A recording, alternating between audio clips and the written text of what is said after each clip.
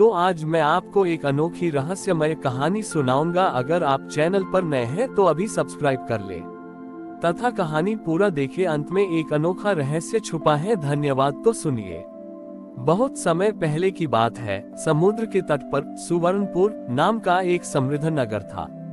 उस नगर के लोग अत्यंत धनी थे और उनके पास विलासिता के सभी साधन थे। उस नगर में विक्रम नाम का एक नाविक रहता था। विक्रम का जीवन अन्य नगरवासियों से भिन्न था। वह दिन भर अपनी छोटी सी नाव लेकर गहरे समुद्र में जाता और केवल उतना ही श्रम करता जिससे उसके परिवार का निर्वाह हो सके। एक बार सुवर्णपुर के राजा ने घोषणा की कि वे नगर के मुख्य चौराहे पर महादेव का एक ऐसा मंदिर बनाएंगे जिसकी दीवारें रत्नों से जड़ी होंगी। राजा ने आदेश दिया कि हर नागरिक को अपनी क्षमता के अनुसार सबसे कीमती वस्तु दान करनी होगी। नगर के सेठों ने हीरे जवाहरात दिए, किसी ने स्वर्ण की ईंटें दी तो किसी ने रेशमी वस्त्र। जब विक्रम की बारी आई तो उसके पास देने के लिए कुछ नहीं था। वह खाली हाथ राजा के सामने खड़ा हो गया। राजा ने उपहास करते हुए कहा, विक्रम, क्या तुम्हारे पास महादेव के लिए कुछ भी नहीं है? क्या तुम इतने निर्धन हो कि अपने आराध्य के लिए एक रत्न भी नहीं ला सके? उद्धरण चिन्ह। विक्रम ने विनम्रता से सिर झुकाया और कहा, महाराज, मेरे पास रत्न तो नहीं है, पर मैं समुद्र की गहराई से महादेव के लिए कुछ ऐसा लाऊंगा जो इस संसार ने कभी नहीं देखा होगा। अगले दिन विक्रम अपनी नाव लेकर समुद्र के उस हिस्से में गया जहां कोई नहीं जाता था। उसने महादेव का ध्यान किया और गहरे जल में छलांग लग आदि। वह बहुत नीचे गया जहां प्रकाश भी धुंधला पड़ जाता था। वहां उसे एक पुरानी काई से ढकी हुई शिला पत्थर दिखी जो साधारण लग रही थी। विक्रम ने उसे बाहर निकाला और राजा के दरबार में ले आया। जब राजा ने वह गंदा और साधारण पत्थर देखा तो वह क्रोधित हो गया। तुमने मेरा अपमान किया है विक्रम। इस तुच्छ पत्थर को तुम रत्नों के मंदिर में रखना चाहते हो। राजा ने उस पत्थर को फेंकने का आदेश दिया। जैसे ही सैनिकों ने उस पत्थर को छुआ, वह पत्थर पसीने की तरह पानी छोड़ने लगा। अचानक उस साधारण पत्थर की ऊपरी परत टूटने लगी और उसके भीतर से एक पारदर्शी नीलम जैसा शिवलिंग प्रकट हुआ, जिसके भीतर समुद्र की लहरें चलती हुई दिखाई दे रही थीं। अद्भुत बात यह थी कि उस शिवलिंग से वही ध्वनि आ रही थी जो समुद्र की लहरों के टकराने से उत्पन्न होती है, सोहम सोहम। पूरा दरबार उस अलौकिक संगीत और शांति में डूब गया। राजा की आंखों से अहंकार के आंसू बहने लगे। तभी आकाशवाणी हुई, हे राजन, तुमने पत्थरों को रत्नों से सजाया, पर विक्रम ने उस पत्थर को खोजा जिसमें मेरी जीवंत धड़कन थी। तुम मुझे दिखावे में ढूंढ रहे थे, जबकि विक्रम ने मुझे गहराई में पाया। जो शांत होकर अपनी आत्मा की गहराई में उतरता है, उसे ही मेरा वास्तविक स्वरूप प्राप्त होता है। राजा को समझ आ गया कि महादेव धन के नहीं, बल्कि समर्पण और धैर्य के भूखे हैं। उन्होंने रत्नों का मंदिर तो बनाया, पर उसके गर्भगृह में विक्रम द्वारा लाया गया वह समुद्रेश्वर शिवलिंग ही स्थापित किया गया। वह मंदिर आज भी हमें सिखाता है कि सत्य और शांति हमेशा शोर और चमक धमक से दूर जीवन की गहराइयों में छिपे होते हैं।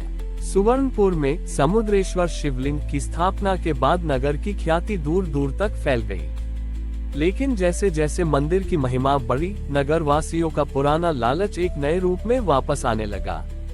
अब लोग भक्ति के लिए नहीं, बल्कि इस लालच में मंदिर आने लगे कि उस दिव्य नीलम शिवलिंग के दर्शन मात्र से उनका व्यापार दोगुना हो जाएगा।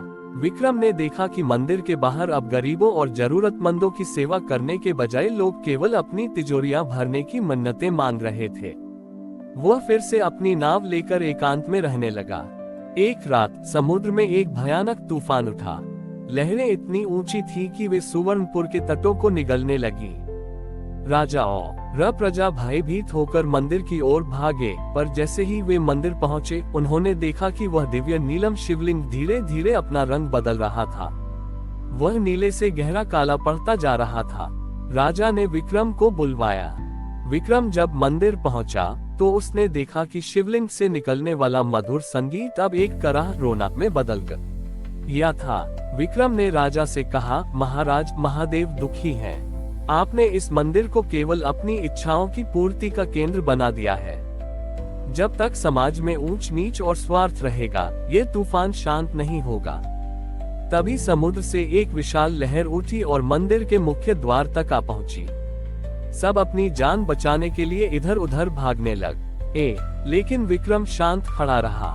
उसने अपनी नाव की एक पुरानी रस्सी उठाई और उसे शिवलिंग के चारों ओर लपेट दिया। उसने लोगों से कहा, यदि आप बचना चाहते हैं तो स्वर्ण और रत्नों को छोड़कर एक दूसरे का हाथ थामे और इस रस्सी को पकड़ लें। राजा सहित सभी नगरवासियों ने अपने अहंकार और कीमती आभूषणों को त्याग कर एक दूसरे का हाथ थामा। जैसे ही उन्होंने एक मानव श्रृंखला बनाई और उस साधारण रस्सी को पकड़ा, शिवलिंग से एक प्रचंड प्रकाश निकला।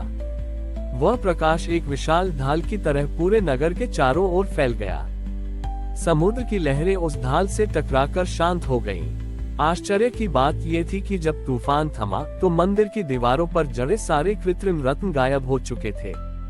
मंदिर अब केवल साधारण पत्थरों का था, लेकिन वह पहले से कहीं ज्यादा सुंदर और शांत लग रहा था। महादेव की आवाज समुद्र की गर्जना के साथ गूंजी।